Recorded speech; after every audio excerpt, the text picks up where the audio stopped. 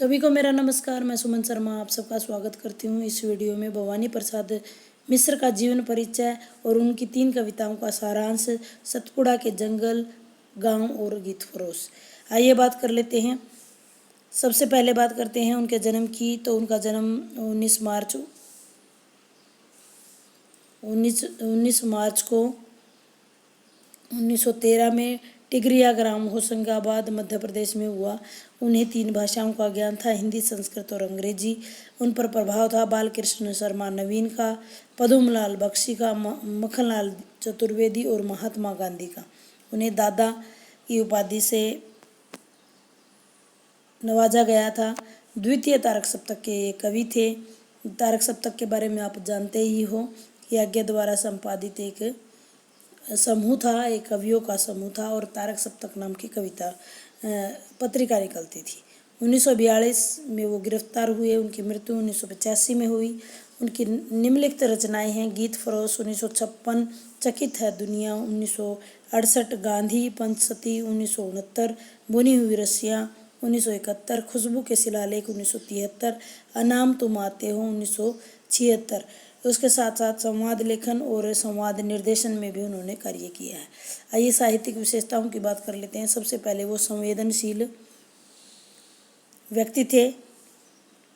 उनका जो देखिए, कविता में 2 पक्ष होते हैं, अभिव्यक्ति पक्ष और अभिशैली पक्ष। तो उन्होंने अपनी अभिव्यक्ति पक्ष पर ज़्यादा जोर दिया है। छोटी छोटी भावनाएं, उनके सुख दुख अनुभूति ज़्यादा उन्हें प्रभावित करती थी। उन्हीं का वर्णन उनकी कविताओं में देखने को मिलता है। प्राकृतिक चित्रण, जैसा कि आप जानते हो, गांव उन्होंने कविता लिखी है। तो प्रकृति के छोटे छोटे तीनों ही रूपों का उन्होंने वर्णन किया है: आलंबन, मानवीयकरण और उद्दीपन। सहज और स्वाभाविकता, यानी सहजता और स्वाभाविकता उनकी कविता में हमें देखने को मिलती है। कहीं भी कृत्रिमता, आडंबरपन नहीं दिखाई देता है। जैसा मैं बता चुकी हूँ कि गांधी का उन पर बहुत ज़्यादा प्रभाव था। गांधीवादी दर्शन, उन्होंने पूरी एक कविता भी लिखी है, गांधी पंचसती। गांधीवाद का, सत्य अहिंसा का उनके ऊपर बहुत ज़्यादा प्रभाव था। उसी के संदर्भ में उन्हें बहुत सारी कविताएं लिखी हैं। सौंदर्य भावना से वो प्रभावित थे। छोटी छोटी चीज़ों में सौंदर्य देख लेते थे। सामाजिक दृष्टिकोण की बात करें तो उनका समन्वय रखने का दृष्टिकोण उनका था। सहज उपदेश दे देते थे। छोटी सी बात में ही अपनी बात को रख करके जो उपदेश देना चाहते थे वही उपदेश दे देते थे। 8वीं जो है प्रगतिवादी चेतना, आप प्रगतिवाद हमने पढ़ा है, आप जान ही चुके हो प्रगतिवाद में क्या क्या चीज़ें हैं। प्रगतिवाद में चेतना, प्रगतिवाद में जो शोषक शोषित के प्रति उनका दृष्टिकोण। भाषा की बात करें तो उन्होंने शुद्ध खड़ी बोली का प्रयोग किया, साथ साथ लोकल शब्दों का प्रयोग है, लोक जीवन से संबंधित शब्दों का प्रयोग है। आइए बात कर लेते हैं उनकी कविताओं की। सबसे पहले गीत फरोश की बात करते हैं। गीतों के विक्रेता के रूप में उन्होंने अपने आप को प्रस्तुत किया है और हाँ जी हुजूर मैं गीत बेचता हूँ से इसकी शुरुआत की है। भिन्न भिन्न विषयों पर उन्होंने गीत बनाकर वे बेचते हैं। साहित्यकारों के आर्थिक अभावों की मार्मिक चित्रण उन्होंने किया है।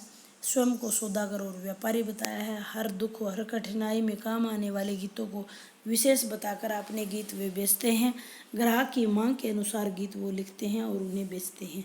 इस प्रकार से वो कि लोग जो बता रहे हैं कि इससे स्वाभाविकता नष्ट हो जाती है, लेकिन वो समय के अनुसार और आर्थिक अभाव के कारण वो गीत बेचते हुए अपनी मजबूरी का बखान करते हुए नजर आते हैं। अगली कविता में गांव, जिसमें परंपरागत चित्र खींचे गए हैं।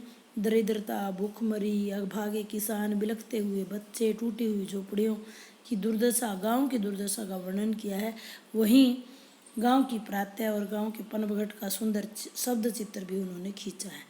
आगे सतपुड़ा के जंगल, मध्य प्रदेश के सतपुड़ा के घने जंगलों का यथा तथ्य वर्णन किया गया है। हरे भरे हैं, अत्यंत ही रमणीय है, मंद मंद वायु प्रवाह उसमें चलता है, मकड़ियों के जालों से भरे हुए है। शेर, बाघ, अजगर जैसे जंगली जानवर हैं।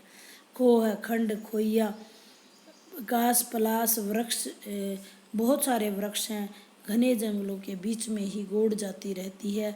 उनका प्रकृति के बीच में हंसता खेलता जीवन, उनकी अलग से जो रीति रिवाज, उनकी परंपराएं, सागर जैसे जैसे विस्तृत जंगल, नदियाँ, झरने, नाले, पहाड़, यहाँ बिखरती हुई चंद्रमा की चांदनी। कवि सलाह देते हैं कि कम से कम एक यात्रा जरूर आप इन सतपुड़ा के जंगलों की कीजिए। इनका निर्भीपन, इनका निस्वार्थ भाव से देने की प्रक्रिया, इनमें विभिन्न प्रजातियों को आश्रय देने का जो ये जंगल कर रहे हैं, तो इन जंगलों को अपनी प्रत्यक्ष आंखों से अनुभव कीजिए। ये अनुरोध कवि यहाँ हमारे को करता हुआ नजर आता है। उम्मीद करती हूँ जानकारी आपके लिए अच्छी रही होगी। धन्यवाद।